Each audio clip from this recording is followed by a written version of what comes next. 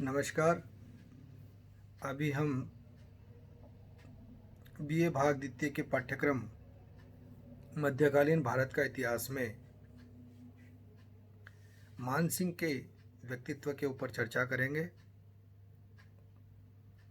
मानसिंह जयपुर घराने के राजकुमार थे। 1550 ईस्वी में इनका जन्म हुआ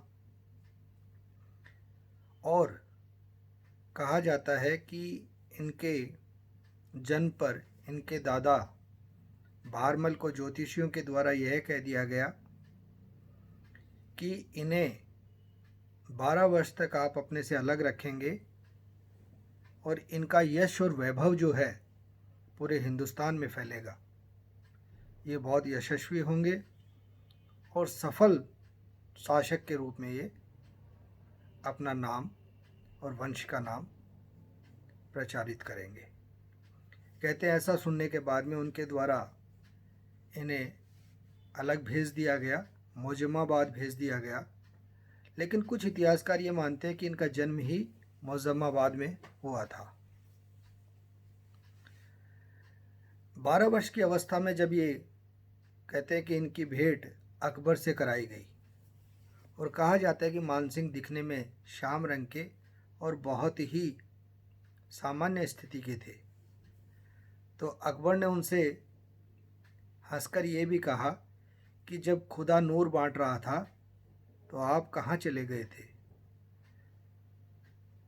तो उन्होंने उसका प्रत्युत्तर बड़े प्रभावी ढंग से कहा कि जब खुदा नूर बांट रहे थे मैं साहस शौर्य लिखने चला गया था और उनसे यही मांगा था कभी भी मैं युद्ध में शत्रु को पीठ ना दिखाऊं, वैभव के साथ आऊं। कहते हैं इस बात से अकबर बहुत प्रभावित हुआ और उन्हें अपने साथ ले गया।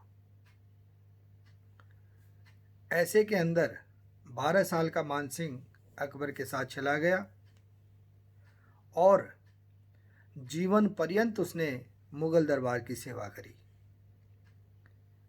मुगल दरबार के बहुत से युद्धों में उसने प्रखर रूप से भाग लिया और अकबर के मुख्य सेनापति के रूप में भी मानसिंह रहे। मानसिंह ने अपने समय में आमेर घराने का वैभव भी बहुत बढ़ाया। कुछ बहुत महत्वपूर्ण काल उसके रहे अकबर के साथ में, क्योंकि अकबर जो था उसने अपने 9 रत्नों में भी मानसिंह को माना। सबसे बड़ा मनसब 5000 का मनसब भी मानसिंह को दिया और वह उस पर बहुत ज़्यादा विश्वास किया करता था। अकबर की प्रारंभिक सफलताओं के बाद में जब राजस्थान के लगभग राजा उसके अधीन आ गए थे,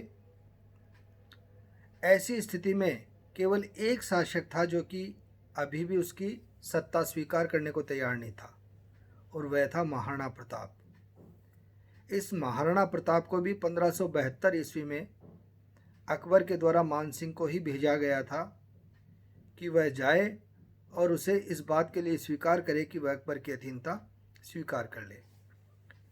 कहते हैं कि उस समय उदयपुर की पिछोला झील के घाट पर दोनों का मिलने का निर्धारित अवस्था थी, लेकिन महाराणा प्रताप जो थे वो आमेर घराने के शासकों को उच्च कोटि के राजपूत स्वीकार नहीं करते थे। उसके पीछे उनकी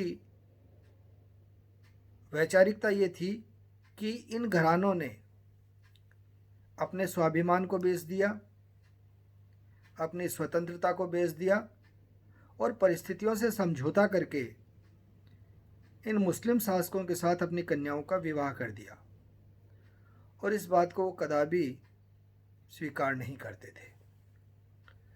और जब शाम के समय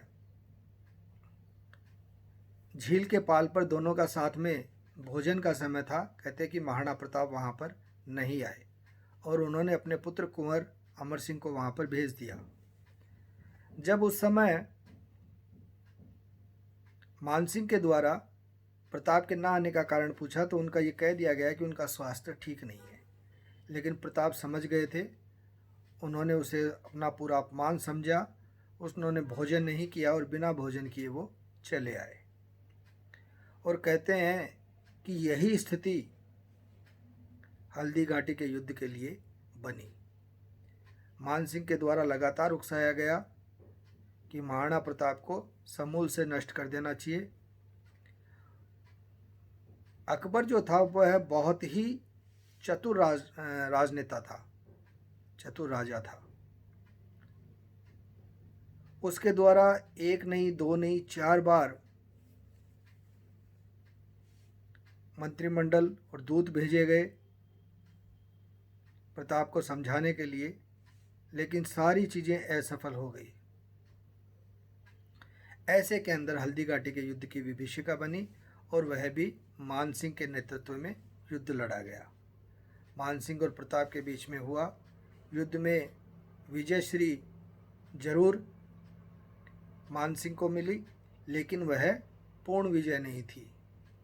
वो प्रताप को युद्धबंदी नहीं बना पाए, प्रताप को पकड़ नहीं पाए और प्रताप ने जीवन पर्यंत इनको छकाया। ये एक ऐसी कड़ी थी जिससे कि अकबर भी मानसिंह से लंबे समय तक नाराज रहा। लेकिन इन्हीं परिस्थितियों से जब आगे बढ़ते हुए चले गए तो मानसिंह ने बड़े बड़े क्षेत्रों पर विजय प्राप्त करी। कहा जाता है कि मानसिंह और अकबर के बीच में एक साइलेंट ट्रीटी हुई थी। दोनों में बहुत अच्छे संबंध थे और इन संबंधों के रहते हुए और उसके विश्वास के कारण ही मानसिंह ने सुदूर दक्षिण तक में विजय प्राप्त करी। और हिंदुस्तान के जो दक्षिण के क्षेत्र थे वह बहुत संपन्न क्षेत्र थे। उन क्षेत्रों की संपन्नता के कारण और इनकी दोनों के मध्य ट्रीटी के कारण अकबर के द्वारा यह कहा गया था कि जो भी विजय होगी उसमें अचल संपत्ति अकबर की होगी और चल संपत्ति मानसिंह की होगी।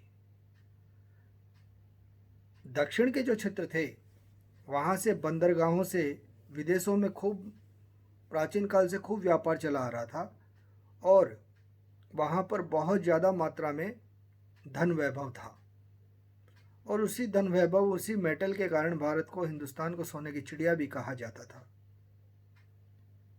जो कि विदेशी व्यापार और विनिमय में वस्तु विनिमय के रूप में हिंदुस्तान में आई थी। जब वहाँ पर सुदूर तक उसके द्वारा विजय की गई थी, उन विजय के परिणाम स्वरूप वहाँ पर जितनी भी धन संपदा मिलती थी वह मानसिंह आमेर ले आता था और उसने इसी धन वैभव के बल पर इस शुष्क प्रदेश को एक बहुत ही वैभवशाली प्रदेश में बदल दिया था। जब उसके पिता, जिनके नाम की अलग अलग जगह भगवंत दास भी मिलता है, भगवान दास भी मिलता है और इतिहासकारों के द्वारा इसकी बहुत समीक्षा की गई है, कुछ के द्वारा भगवान दास बताया गया है, कुछ के द्वारा भगवंत दास बताया गया है, लेकिन निष्कर्षतः यही है कि इनके पिता का नाम भगवंत दास था। भगवंत दास भी अकबर की सेवा में थे। कहा जाता है कि भगवंत दास के जब अंतिम समय था और वो इस दुनिया से चल बसे तो 1590 ईस्वी में यह वहाँ से बिहार के क्षेत्र में था। कहते हैं कि बिहार के क्षेत्र से ये वापस चला अपना राज्याभिषेक करवाने के लिए। कुछ इतिहासकार मानते हैं कि उसने उस समय लाहौर में ही अपना राज्याभिषेक करवा लिया था, कुछ का मानना है कि इसने बिहार में अपना राज्याभिषेक करवाया था और राज्याभिषेक करा करके ये आमेर का राजा बन गया। और इसी समय इसके राज्याभिषेक होते ही अकबर के द्वारा इसे 5000 का मनसब भी प्रदान कर दिया गया था। इसने अपने समय में आमेर घराने को वैभव के स्वर्णिम दौर में पहुंचा दिया था और राजस्थान के सर्व प्रमुख घरानों में उसे शामिल कर दिया, क्योंकि तत्कालीन समय अकबर जो था वह सबसे शक्तिशाली शासक था और उसका मुख्य सेनापति मानसिंह था। तो ऐसी स्थिति में इसने आमेर घराने के वैभव की स्थिति बनाई, सांस्कृतिक विकास हुआ, बहुत ज़्यादा दुर्ग, जलाशय और ऐतिहासिक धरोहरों का निर्माण इसके द्वारा कराया गया और अपने समय के वैभव पर इसने आमेर को रखा। 1605 ईस्वी तक जब अकबर की मृत्यु हुई तब तक इसका वैभव चरम पर था। इसकी एक और विशेषता बताई जाती है कि यह जहाँ पर भी विजयश्री प्राप्त करता था वहीं पर एक शिव जी का मंदिर भी बनाया करता था। तो दक्षिण भारत में, बिहार में जहाँ पर भी लंबी लंबी विजय इसके द्वारा की गई, इसने अफगानिस्तान तक के क्षेत्र पर शासन किया, काबुल कंधार तक को इसने विजित किया। वहाँ सभी जगह जितने भी शिव मंदिर बनाए गए वह लगभग शिव मंदिर इसी घराने के राजाओं द्वारा या मुख्यतः मानसिंह के द्वारा बनाए गए थे। मानसिंह व्यक्ति प्रतिभाशाली था। न केवल इसने युद्धों में विजय प्राप्त करी, न केवल तलवार का धनी था, साहित्य व कला का प्रेमी भी था और मुगल दरबार में अपनी विशेष स्थिति रखते हुए इसने राजस्थान में भी अपना वैभव चरम पर रखा। अपनी योग्यता के बल पर आमेर घराने को सिरमौर रखा और राजपूत परिदृश्य के वैभव को इसने जीवंत रखा। आमेर घराने के अंदर तत्कालीन समय जितनी भी इमारतों का निर्माण हुआ वह मानसिंह के काल में हुआ और मानसिंह ने मुगल दरबार में जब तक रहा अपनी विशेष स्थिति को कायम रखा। इन व्यवस्थाओं के आधार पर हम इस बात का आंकलन कर सकते हैं कि मानसिंह बहुत ही वैभवशाली, साहित्य कला का संरक्षक, ऐतिहासिक स्थलों का निर्माता, शौर्य व पराक्रम का अद्भुत शासक था। इसने आमेर के कछवाहा वंश के शासकों में सबसे प्रमुख शासक के रूप में मानसिंह की गिनती की जाती है। आमेर के कछवाहा वंश के जितने भी शासक हुए उन्होंने जितना आमेर के लिए किया उतना अकेले मानसिंह के द्वारा किया गया।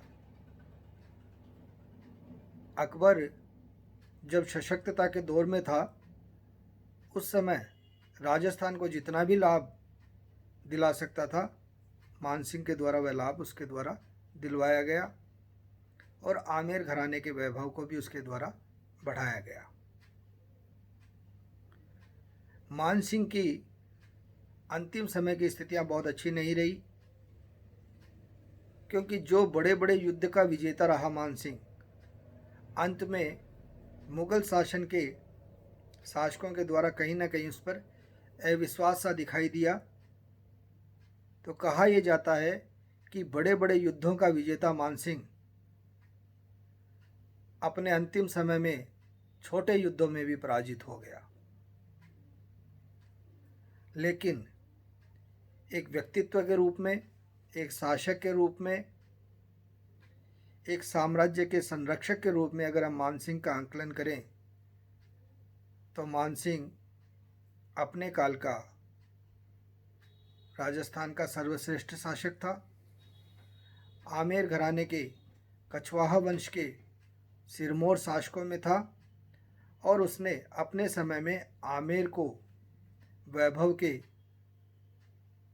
उत्कृष्ट शिखर पर ला जाकर रख दिया था।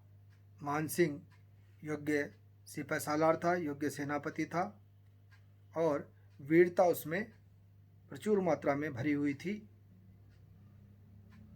नीतियों का आंकलन अलग तरीके से हो सकता है लेकिन व्यक्तिगत रूप से मानसिंह बहुत योग्य शासक सिद्ध हुआ और अपने इसी वैभव के आधार पर उसके द्वारा आर्थिक जो भी विसंगतियां थी, आर्थिक जो भी कमजोरियां थी राजस्थान के क्षेत्र में, आमेर के क्षेत्र में, उनको अगर किसी शासक के द्वारा हटाया गया तो वह मानसिंह था। मानसिंह ने इतना साधन संपन्न बना दिया था आमेर घराने को, यहाँ की व्यवस्थाओं को, वह सब अपने व्यक्तिगत योगदान के आधार पर उसके द्वारा बनाया गया था और उसी के वैभव से आगे चलते हुए इस वंश के शासकों के द्वारा उसको आगे निरंतरता भी प्रदान दी गई और आमेर का भी उत्थान हुआ। तो ये राजा मानसिंह की विशेष स्थितियाँ थी जिनका आंकलन हमने अभी किया। धन्यवाद।